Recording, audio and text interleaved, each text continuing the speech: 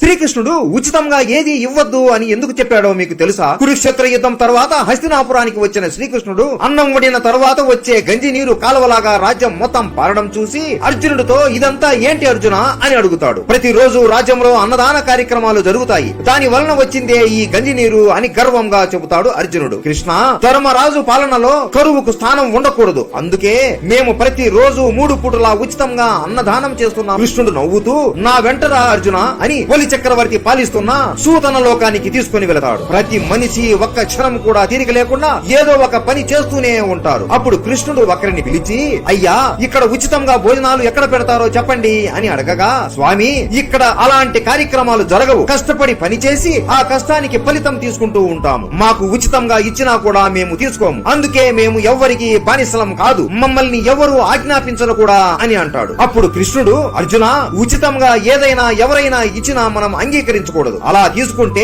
వాళ్ళ ముందు మనం తల దించినట్లే అని అర్థం. ఒక రాజ్యం బాగుపడాలి అంటే ఇలా ఉచితంగా ఏది ఇవ్వకూడదు అని అంటాడు. జై శ్రీకృష్ణ.